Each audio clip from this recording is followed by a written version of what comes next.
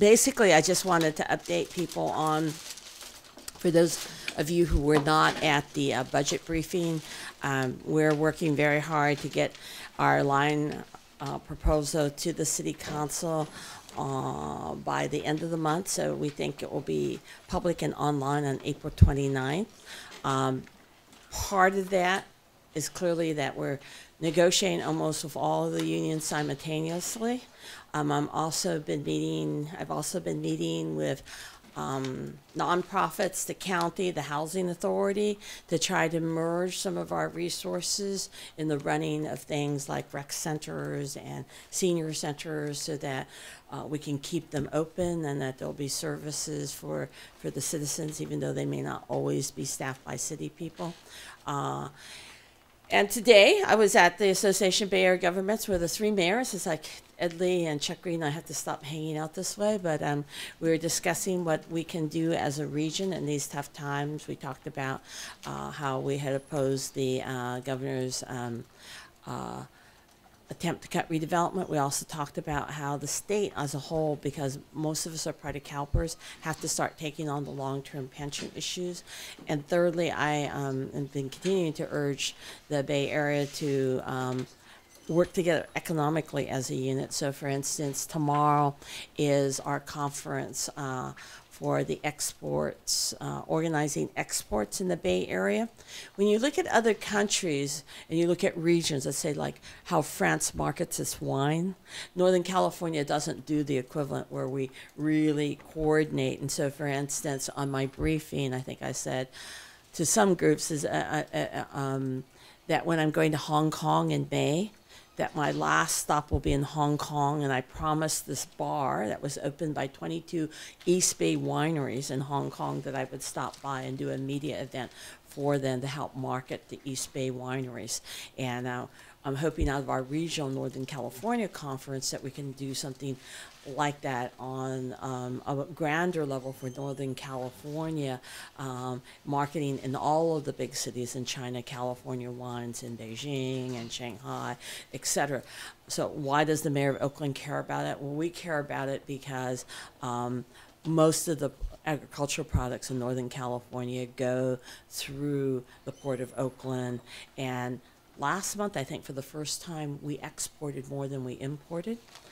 In terms of the number of containers. And that's partly because the recession is affecting how much we're importing from China, but it's also because the Chinese has developed an appetite for red wines, organic foods. They've always bought small electronic equipment from us, and then they've always bought recycling materials. But when you add what's happened in Japan, we think that there'll be more and more food exports from Northern California to Asia in the next period of time. So because the northern part of Japan is the agricultural part of the country, and so I think their exports are probably going to be hurt for a short time. And as you know, I've done 4 town hall meetings in the city, and each one of them was bigger than the one before. So I think what we've had more than almost 1,400 people attend the first 4 town hall meetings. That's sort of record numbers for this kind of thing. And so tonight, we're doing one that's totally run by the kids. That's going to be at the OUSD TV station. Right, and so they're the toughest audience. When I was doing my campaigning, I would say the kids and the prisoners at San Quentin were my toughest town halls.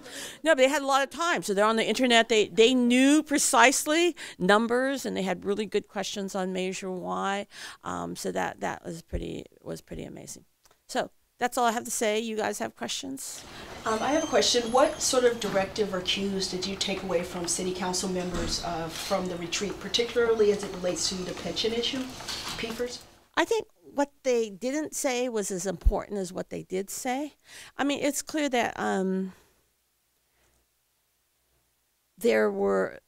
you could tell from their questions which areas they're worried about in terms of being cut.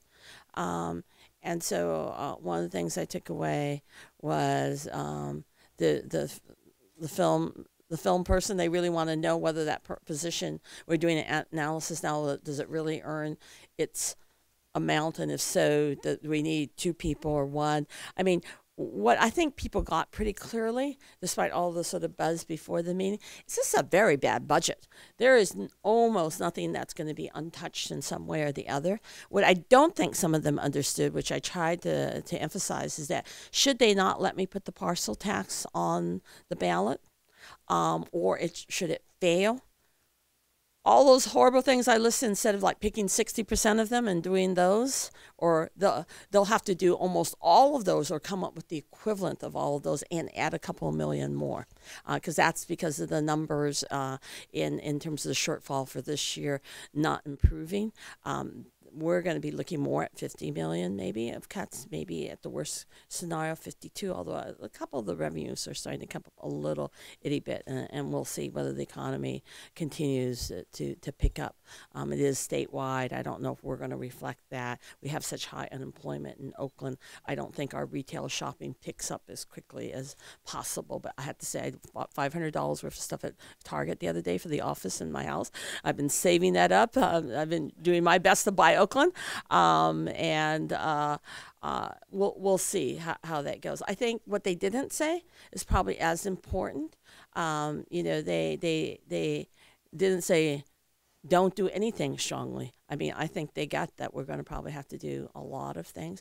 There were questions around negotiations and how high and what percentage we would get from different employee groups, and we really can't say. We're two of the groups have open contracts, and that's Local 21 and 10-1, and the fire and police have expressed a willingness, and we've actually in the process starting to negotiate with the police department union, and the fire has always said that if we got something from the police that they would be open to, and I think because Mr. Yule was a former fire chief, that he has very concrete ideas, and that they've started very strong informal discussions already.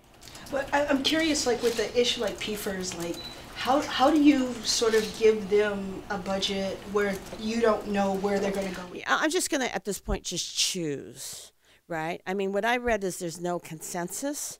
I mean, that's the hard thing. There doesn't seem to be a center yet in the council on budget issues yet. And so, I'm just going to choose what I think's best, because they can always reject it. I mean, that's what always happened. I mean, Ron Dellums did his first year budget, did a budget that said basically borrow money. He was following what Schwarzenegger and Prada did at the state level. Just borrow the money, hope the recession goes away. We said, no, we can't do that. We can't take that risk. It's a good thing we did, because at least our credit rating, our score from who was it, the last one we just got from? Our last credit rating is very good. I was actually surprised San Francisco was just downgraded, but ours was actually improved one step, right? Because we've been limiting our debt. We're trying to limit the internal fund balance debt. So the fact that they didn't, for instance, say, no, don't close the senior centers one day and try to get them open another, that's a sign that, okay, go ahead, keep talking. I'm having just as frank discussions with the unions on these things too.